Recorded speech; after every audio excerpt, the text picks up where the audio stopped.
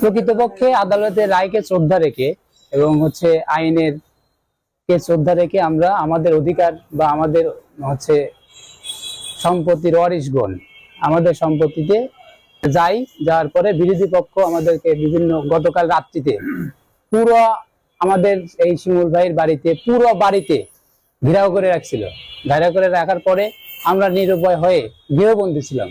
কিন্তু তারপরে এই বিষয়টা হচ্ছে আমাদের মাননীয় থানা ওসি মুনজার আলম স্যার অনেক সুন্দর করে আমাদেরকে আহ্বান করছে যে আপনারা কোনো জ্ঞানজাম ফেসাতে যায় না, আপনারা থানায় আসেন, আপনাদেরকে কাগজপত্র দেখে আপনাদেরকে একটা সলিউশন করব, আদালতের রায়কে শ্রদ্ধা রেখে আপনারা সলিউশন করব। এবং ভাঙ্গুরা ক্যাম্পের মেজর ওখানকার যে দায়িত্বশীল আছে জিএ স্যার, উনিও আমাদেরকে ফোন দিয়েছে।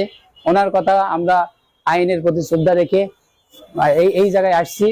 এবং হচ্ছে আমাদের থানা ইনচার্জ উনিও আমাদেরকে রিকোয়েস্ট করছে এবং সুন্দরভাবে আমাদেরকে আশ্বস্ত করছে যে আদালতের রায় এবং হচ্ছে ডকুমেন্টারি দেখে আপনাদের অসহায়ত্ব এবং হচ্ছে শর্তকে বাস্তবায়িত করা আমাদের যতটুকু দায়িত্ব, বিশৃঙ্খলা করেন না, আপনারা আসেন, আপনাদের অধিকার দেওয়ার যতটুকু আমাদের অধিকার আছে আইনি ভাবে সেটা আপনারা প্রতিস্থাপন করবেন। সেই কারণেই আমরা এখানে আসছি। এবং হচ্ছে এখানে যারা আসছি তারা প্রত্যেকটা ওয়ারিশ। স্যার বলছিল যে আপনারা কিছু লোক আসেন, কিন্তু আসলে এমন একটা সিচুয়েশন চলে গেছে, গতকাল রাত্রিতে আমাদেরকে এতটা মানে হেনস্থা করছে। আমি ভিডিও ফুটেজ আপনাদের দেবো, ভিডিও ফুটেজে দেখতে পারবেন যে আমরা কতটা অসহায়। বিগত দিনগুলোতে আমাদের ইফতার মাহফিলেও করতে দেয় নাই, এবং হচ্ছে পারিবারিক রাস্তায় যে যাবো তা আতঙ্কে থাকি, মাঝে মানে এরকম ভাবে ফোর্স করা হয়। কিন্তু আমরা এত কিছু সহ্য করার পরে আমাদের অধিকার আদায় করতে গেলেই যদি আমাদের এরকম পরিস্থিতির মধ্যে মোকাবেলা করতে হয়, আসলে আমরা খুবই নিরুপায়।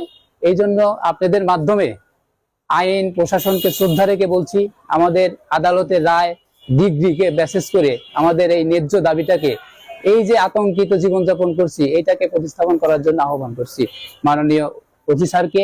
গত রাত্রি আপনার 2টা থেকে ওরা লাঠিসোঁটা কাটে এবং ঘরের ভিতর, ওদের পাকা ঘর আছে, ঘরের ভিতর অন্য বাড়ির লোকজনও অস্ত্র, ধারালো অস্ত্র এবং লাঠি সোটা নিয়ে ওরা অবস্থান করাতে এক পর্যায়ে আমরা আমাদের পুলিশ তদন্ত কেন্দ্র হ্যান্ডেলে ইনফর্ম করি।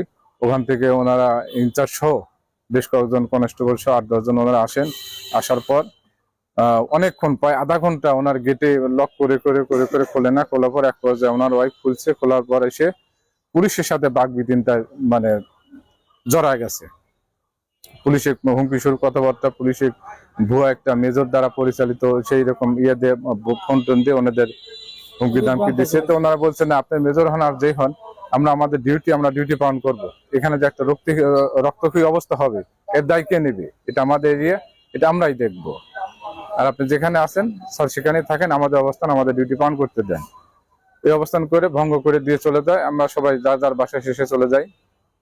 যাওয়ার পর আনুমানিক সকাল 5:30 পৌনে 6টার দিকে এনারা আবার আমাদের বিপক্ষ এই আলমগঞ্জ এবং শিমুলগঞ্জ, ওনারা প্রায় 300 লোক পুরুষ এবং মহিলা সকাল থেকে ভ্যানে আপনারা আমার বাড়ি আর ওর বাড়ি পাশাপাশি এসে ওর গ্রামে অবস্থান করে এবং শিমুল সরকারের বাড়ির ভিতরে অবস্থান করে, লাঠিসোঁটা নিয়ে, সার নিয়ে, জাল নিয়ে এবং হাউসে নিয়ে, বিভিন্ন ধরনের ধারালো অস্ত্র নিয়ে তার অবস্থান করে। থেকে আশঙ্কা করতেছি যে আমাদের জানমালের খুবই মানে অনিরাপত্তার মধ্যে আছে। আমরা খুবই মানে বাড়ি ছাড়া, আমরা ভোর 4টা থেকে বউ ছাড়া আমাদের বাড়িতে নেই।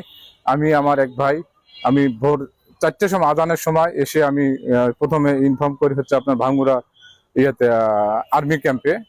আর্মি ক্যাম্প ওখানে আমার থেকে ওনাদের নাম্বার চাই, আমি নাম্বার দিয়ে ওনারা সে কথা বলে, কি বলে না বলে ফোনে তো এটা আমার জানা নেই। তারপরে আমি থানা সম্পন্ন হয়ে আসে এই অবস্থান। রাত্রিতে আমাদের ইনচার্জ সাহেব বলছেন যে উভয় পক্ষে সকাল 10টায় আপনাদের যা পেপারস আছে পেপারস নিয়ে আপনারা থানায় হাজির হবেন। আমরা এই মর্মে আজকে থানায় আসছি পেপারস পত্র নিয়ে। মাননীয় অফিসার ইনচার্জ চাটমা থানার ওনার সহানুভূতিতেই বলবো, ওনার ইয়েতেই আমরা মানে বিপর্যস্ত থেকে আজ এখানে এসে দাঁড়াইছি।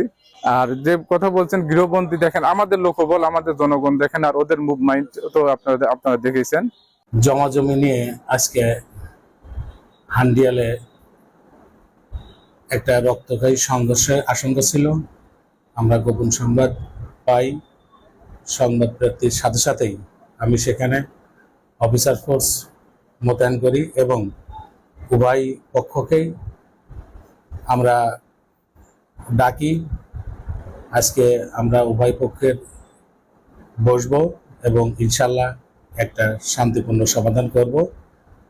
পক্ষদ্বয় আমাদের কাছে প্রতিশ্রুতি দিয়েছে তারা একটা শান্তিপূর্ণ সহাবস্থান নিশ্চিত করবেন। ধন্যবাদ। দর্পণ টিভি, এই সময়ের প্রতিবিম্ব।